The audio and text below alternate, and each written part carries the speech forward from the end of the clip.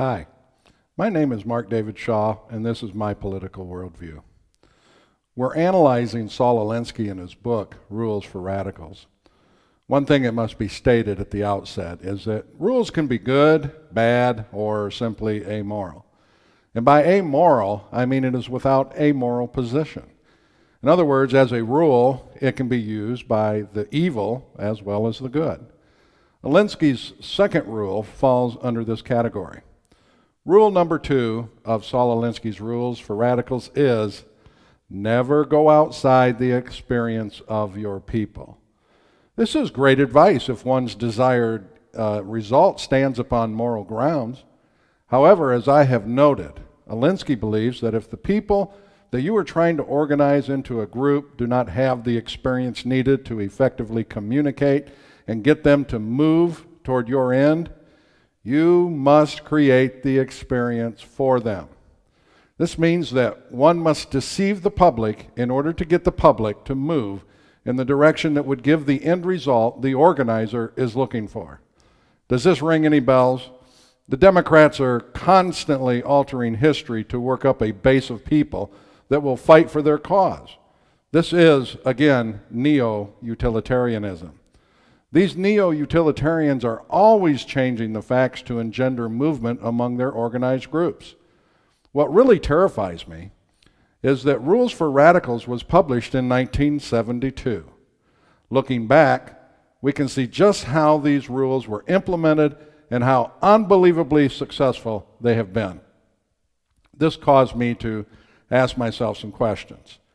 Why, in a society of such great liberty, would people be so eager to relinquish their God-given rights?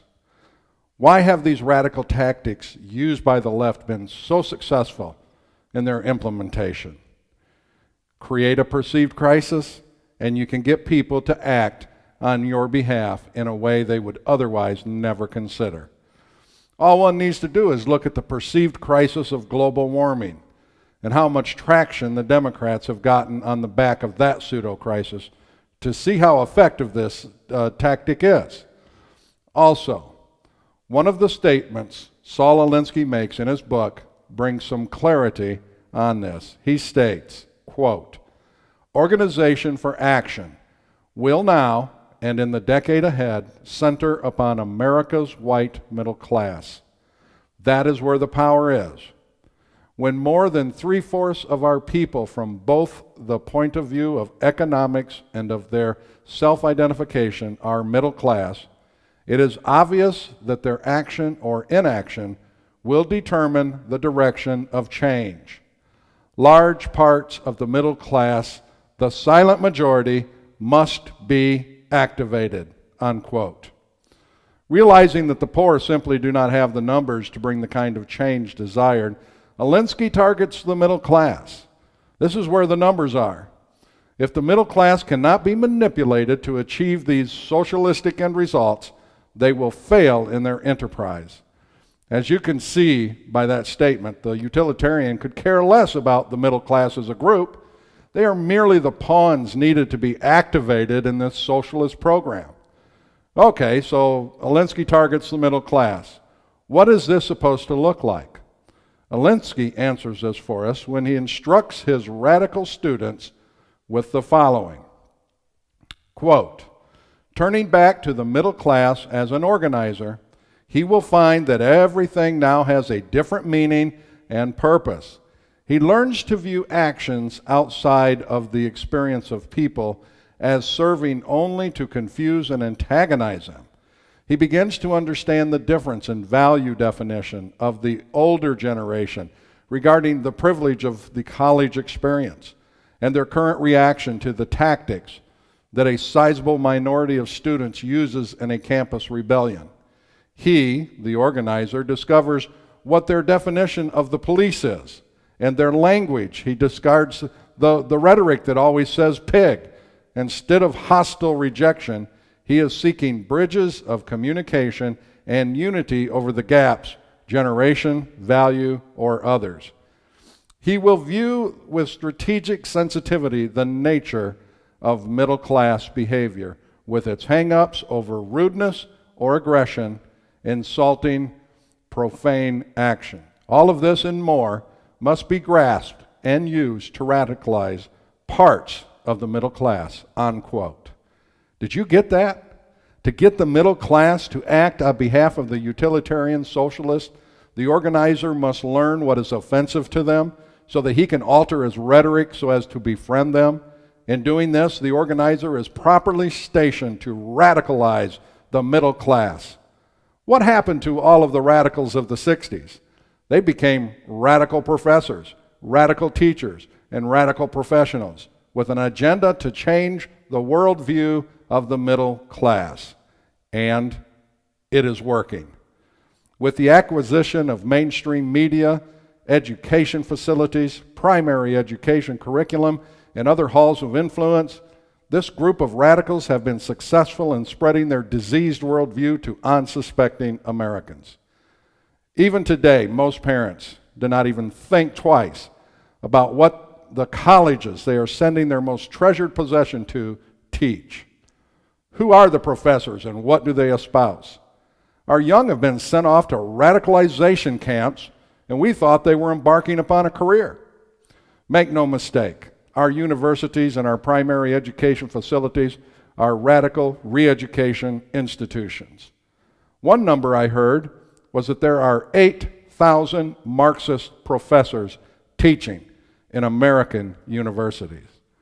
This is unacceptable in a free constitutional republic. To the radical organizers, Alinsky states, quote, "To reject them, the middle class, is to lose them by default. They will not shrivel and disappear. You can't switch channels and get rid of them. This is what you have been doing in your radicalized dream world. But they are here and will be.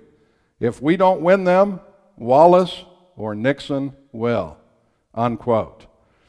As millions of Americans have been focusing on building the American dream, the Alinsky crowd, made up primarily of the Democrats, have been focusing on building the American nightmare.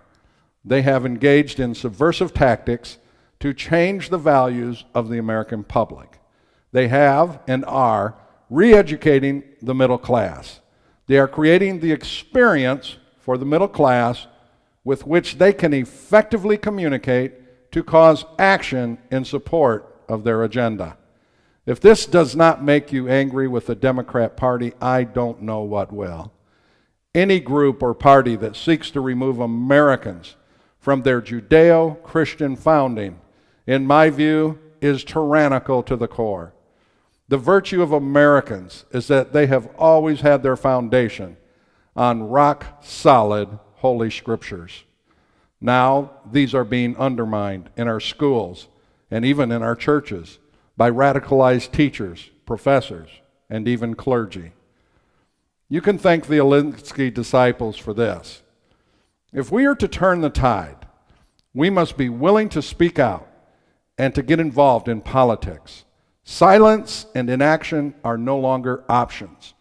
If we desire to save our country, then we must do these things.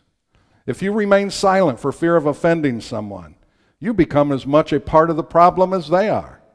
You, dear patriot, have a duty to future generations to secure their freedoms as past generations have for us. Take courage and steel yourself, for this fight is worthy of our attention and energy. The neo-utilitarian must hide their faulty philosophy by enshrouding it in pseudo-sanctimonious language. Do not be afraid to drag them kicking and screaming into the light of truth, where their real socialist selves are exposed. The next generation will thank you for it, and that is my political worldview.